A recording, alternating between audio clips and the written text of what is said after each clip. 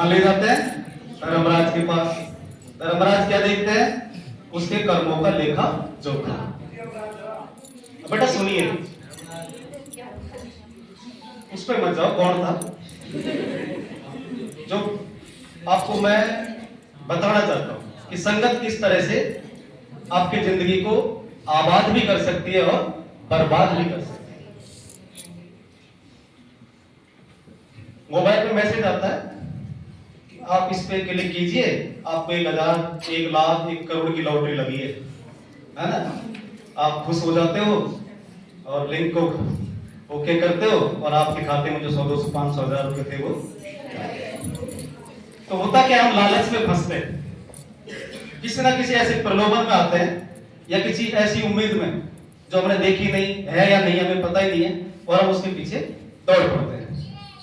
तो जब धर्मराज के सामने उनको ले जाया गया, उनके जन्मों का, कर्मों का हिसाब किताब देखा, तो होता क्या है, जिसके बुरे कर्म हैं तो उसको नरक में भेज दिया जाता है, जिसने अच्छे कर्म किए उसको स्वर्ग में भेजा जाता है। यही है ना? अब धर्मराज धर्म में फंस गए, धर्म संकट आ गया उनके सामने। क्या कि उसके दोनों ही कर्म बराबर, उतने ही अच्छे कर्म और उतने ही बुरे कर्म। अब वो निर्णय नहीं कर पा रहे कि इसको कहां भेजा जाए।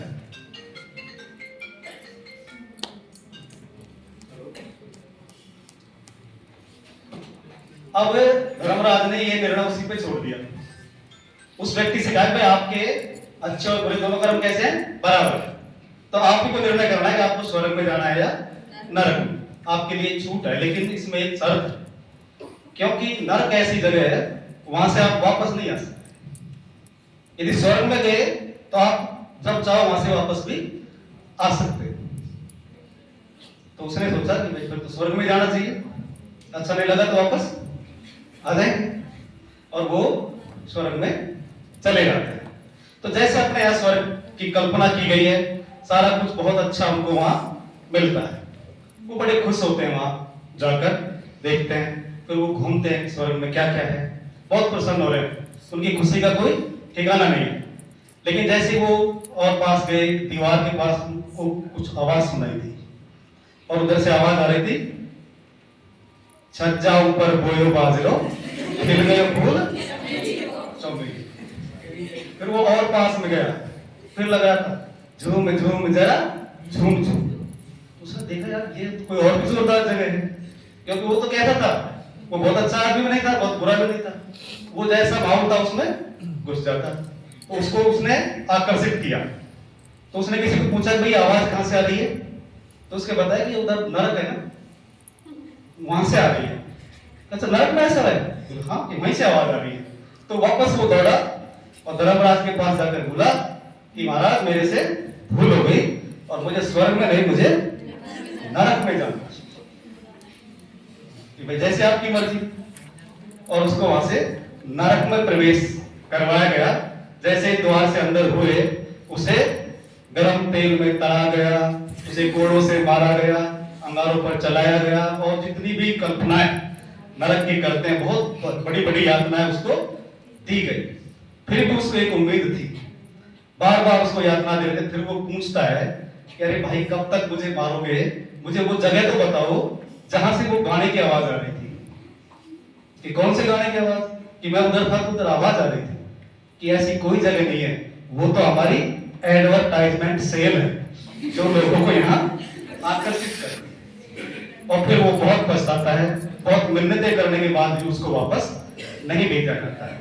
तो ऐसा है नशे का नर्क। जब उसमें आदमी एक बार पड़ जाता है तो वो चाहकर भी उससे बाहर नहीं निकल पाता है। तो सबसे पहली बात तो है अपने आप को बचाइए, क्योंकि आप उम्र के उस पड़ाव में हैं जहां आप इस तरह की बुराइयों की जद में आते हैं, उनसे गिर जाते हैं, और उसका सबसे बड़ा कारण होते हैं आपके यार, आपके दोस्त, आपके मिलने वाले लोग।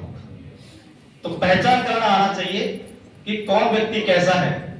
तो सबसे पहले तो आप अपने आप को बचाएंगे, बचाने के लिए आपको बचना है ऐसे लोगों से। अब दूसरी बात आती है हमारी जिम्मेदारी। हम बचें, उसके बाद हमारे परिवार को बचाएं। तो आपके परिवार में भी आपके छोटे भाई बहन भी होंगे और भी आपके परिजन होंगे, तो जो मैंने जैसा आपको बताया, जो उस नरक में कूद गया उसको निकालना तो बहुत मुश्किल है। जैसा कि अभी डॉक्टर साहब ने आपको एक बताया कि उसको कैसे निकाला जा सकता है, कि उसको धीरे धीरे कम किया जाए, लेकिन वो भी बहुत मुश्किल काम है। फिर भी कोशिश करनी चाहिए।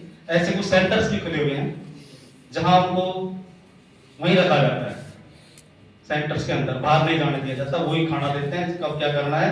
और यदि ज्यादा नखरे दिखाता है तो बहुत ढंग से मारते पीटते भी हैं, और वो 15-20 दिन में ही मैंने तय करने लग जाता है कि अब मैं ये नहीं करूंगा, मुझे छोड़ दीजिए। घर वालों से भी कहेगा मुझे ले जाइए।